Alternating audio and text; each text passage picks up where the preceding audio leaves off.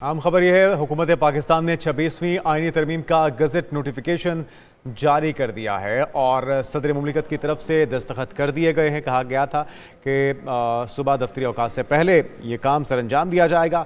हुकूमत पाकिस्तान की तरफ से अब 26वीं आईनी तरमीम का गज़ट नोटिफिकेशन जारी कर दिया गया है। गुज़श्ता रोज़ रात गए तक ये सिलसिला चलता रहा। पहले सेनेट का इजलास हुआ जिसमें से 64 वोट चाहिए थे हुकूमत को और 65 वोट आए इस तरमीम के हक़ में।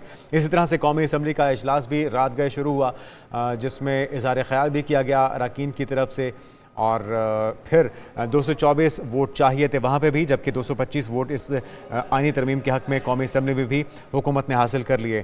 तो ब्यूरो चीफ इस्लामाबाद ग़ुलाम मुर्तज़ा हमारे साथ मौजूद है। ग़ुलाम मुर्तज़ा, सदर मुमलिकत की दस्तखत के बाद अब गज़ट जारी कर दिया गया, नोटिफिकेशन जारी हो गया इस तरमीम का?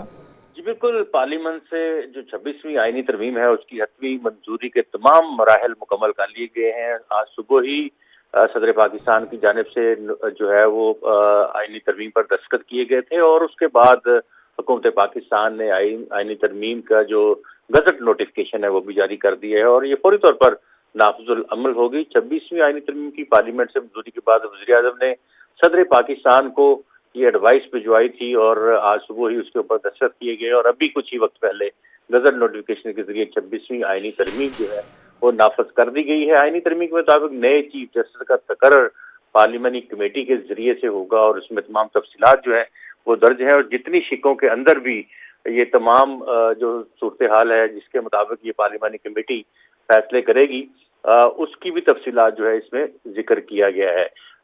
इन पेजेस में जो कॉन्स्टिट्यूशनल अमेंडमेंट के हवाले से आए हैं इसमें कुछ जो कॉन्स्टिट्यूशन अमेंडमेंट हुई हैं उनमें अगर आप तफसील की जानिब जाएं तो आर्टिकल सबसे पहले जो है वो 175 लिखा गया है कि उसमें 175 ए उसमें जो है वो अमेंडमेंट की गई है। उसके साथ साथ आर्टिकल 111 जो है 111 उसमें भी जो है वो अमेंडमेंट की गई है। इसके साथ साथ आर्टिकल 81 जो है उसमें अमेंडमेंट की गई है और आर्टिकल 48 में और आर्टिकल 48 की क्लास 4 जो है उसमें अमेंडमेंट की गई है। इसके साथ साथ आर्टिकल 38 है उसकी जो पैराग्राफ एफ है उसमें भी तब्दीली की गई है और जो 9A है उसमें भी तब्दीली की गई है। इसके साथ साथ 9A की इंसर्शन जो है वो न्यू इंसर्शन डाली गई है जिसमें कहा गया है कि जो कॉन्स्टिट्यूशन है आर्टिकल 9 वो उसमें इंसर्ट किया गया है और क्लीन एंड हेल्दी एनवायरनमेंट के हवाले से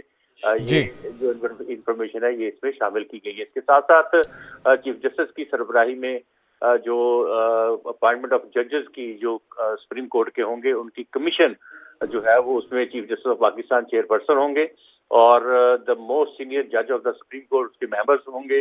मोस्ट सीनियर जज ऑफ द कॉन्स्टिट्यूशनल बेंच भी मेंबर होंगे। Federal minister for law member होंगे। Attorney general for Pakistan member होंगे और an advocate having not less than 15 years of experience supreme court bar council के जो होंगे वो मेंबर होंगे और इसी तरह से 2 मेंबर्स जो होंगे उनके सेनेट और 2 मेंबर्स जो हैं वो नेशनल असेंबली से उसमें शामिल किए जाएंगे। इसी तरह से एक नॉन मुस्लिम खातून जो है अदर देन मेंबर ऑफ मजलिस शुरा उनको भी शामिल किया जाएगा।